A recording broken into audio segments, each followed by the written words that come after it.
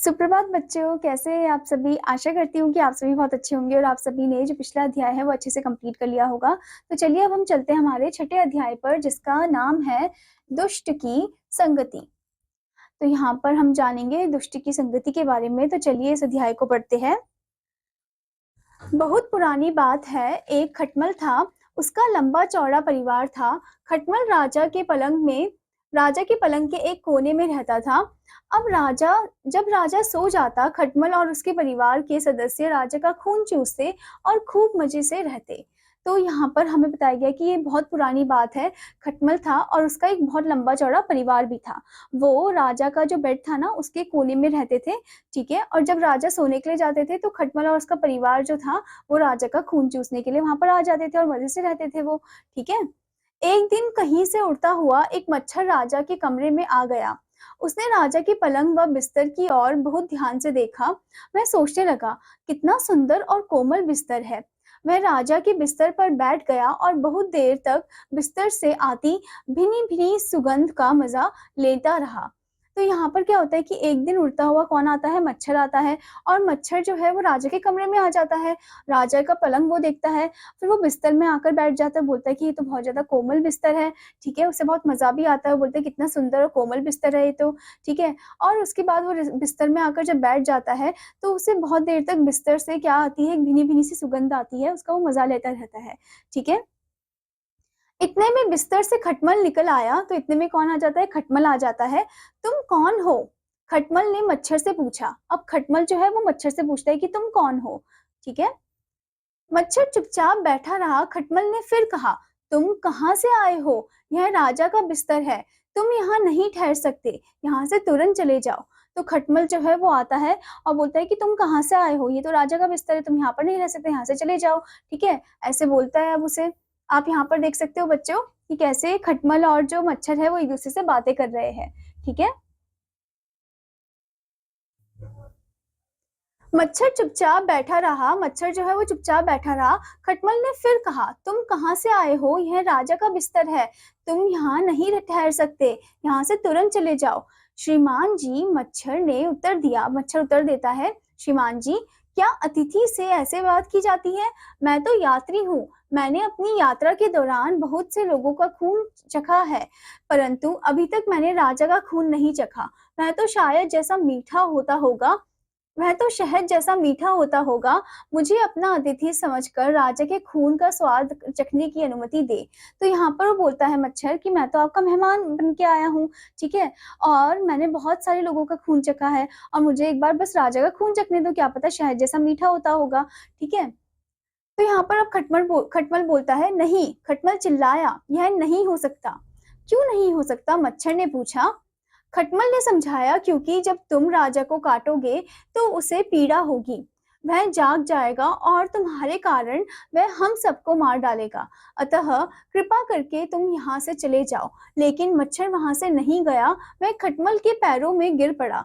दया करो, मच्छर ने विनती की, मुझे रात के भोजन तक तो ठहरने दो। मैं केवल इतना जानना चाहता हूँ कि राजा के खून का स्वाद कैसा होता है। तो खटमल जो है वो फिर समझाता है कि नहीं, तुम तो यहाँ नहीं रह सकते हो। चिल्लाता भी है। फिर समझाता है कि क्योंकि जब तुम राजा को काटोगे तो उन्हें पीड़ा होगी और इसकी वजह से तुम्हें तो राजा मारेंगे ही मारेंगे और हमें भी वहां से हटा देंगे। ठीक है। तो फिर वो मना कर देता है सीधे सीधे, पर मच्छर जो है वो उनके पैर पकड़ जाता है। मतलब कि मच्छर जो है वो खटमल के पैर पकड़ता है और विनती करता है कि प्लीज मुझे एक रात तो रहने दो, मुझे बस डिनर करने दो, मुझे बस देखना है कि राजा का जो खून का स्वाद है वो कैसा है। ठीक है। खटमल को मच्छर पर दया आ गई। वह बोला, यह तो सच है कि राजा का खून स्वादिष्ट होता है, लेकिन मैं तुम्हें केवल एक बार काटने के लिए ही ठहरने दूंगा। मच्छर बड़ा प्रसन्न हुआ।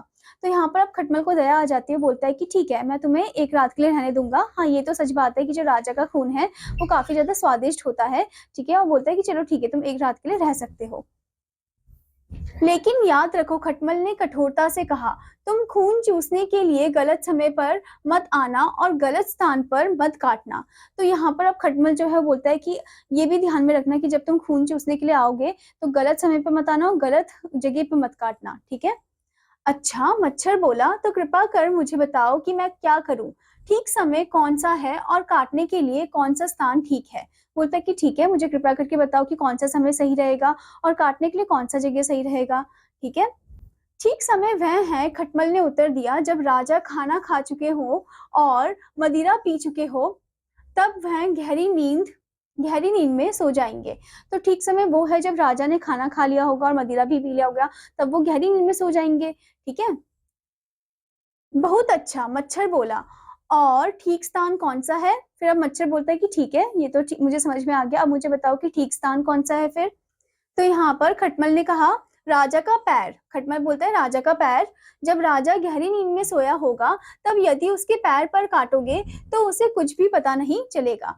तो जब राजा जो है गहरी नींद में सोएगा और जब उसके तुम पैर पे काटोगे, तो उसे पता ही नहीं चल पाएगा, ठीक है? बहुत अच्छा, मच्छर सहमत होता हुआ बोला, मैं इस बात का पूरा ध्यान रखूँगा। तब खटमल पलंग के एक कोने में लेट गया। मच्छर बैठा-बैठा राजा की प्रतीक्षा करने लगा। ज्यों ही राजा बिस्तर पर लेटा, मच्छर एकदम उत्तेजित हो उठा। वह चिल्लाया, मेरे भोजन के लिए राजा का खून, खून शहद की तरह मीठा होगा, शहद की तरह। मच्छर इतना उत्तेजित था कि वह खटमल की बात भूल गया। खटमल ने उसे ठीक समय और ठीक स्थान की चेतावनी दी थी। ठीक है, तो अब यहाँ पर क्या होता है, मच्छर जो है समझ जाता है, मच्छर फिर क्या करता है, बहुत अच्छा बोलता है, ठीक है? और वो बोलता है कि मैं इस बात को एकदम ध्यान में रखूँगा। ठीक है, अब क्या होता है, अब राजा जो है वो वहाँ पर आ जाता है, अब राजा की प्रतीक्षा ही कर रहे होते हैं, राजा वहाँ पर आ जाते हैं, ठीक है? और जैसे ही राजा अपने पलंग पर सोते हैं, ठीक है? तो वैसे ही मच्छर जो है वो उत्तेजित हो जाता है और उत्तेजित होने के कारण वो भूल जाता है कि खटमल ने उसे क्या कहा था, ठीक है? राजा को अभी नींद आनी शुरू ही हुई थी कि मच्छर ने उसकी गर्दन पर काट लिया। राजा तुरंत उठ बैठा, वह एकदम लाल हो गया। उसने चिल्लाकर नौकरों को बुलाया और कहा, अरे सब जल्दी से आओ, मुझे किसी चीज़ ने काटा है। बिस्तर को अच्छी तरह से देखो और जो भी मिले उसे मार डालो। ठीक है? तो राजा जो है वो अब सोने ही जा रहे थे, तो एकदम से मच्छर जो है वो उनके गले में आकर काट देता है। ठीक है? और राजा जो है फिर उन्हें बहुत ज़्यादा पीड़ा होती है और वो जगह लाल भी हो जाती है। फिर वो अपने नौकरों को बुलाते हैं, बोलते हैं कि जल्दी आओ और इस ध्यान से इस बेड को देखो और इधर जो भी तुम्हें मिले उसे मार डालना, ठीक है? राजा के नौकरों ने बिस्तर को अच्छी तरह झाड़ा, मच्छर तो उड़ गया, उन्हें मिला बेचारा खटमल और उसका परिवार।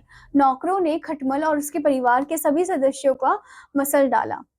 तो यहाँ पर क्या होता है कि राजा के नौकर जो है वो बिस्तर को छान रहे थे, अब मच्छर तो उड़ गया था क्योंकि मच्छर के पास पंख भी होते हैं, तो वो उड़ गया वहाँ से, पर बेचारा कौन बच गया वहाँ पर? खटमल और उसका परिवार बच गया और नौकरों ने फिर उस खटमल और उसके परिवार को मार डाला, ठीक है?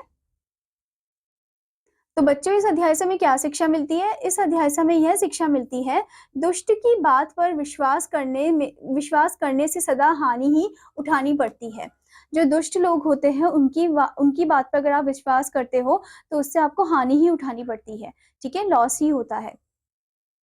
आशा करती हूँ बच्चों कि आपको अध्याय अच्छे से समझ में आया होगा, तो आपका होमवर्क है कि आपको इस अध्याय को एक बार अच्छे से पढ़ना है, इसमें कहीं-कहीं बात को आपको ध्यान में रखना है और आपको एक्सरसाइज़ेज़ भी कंप्लीट करनी है।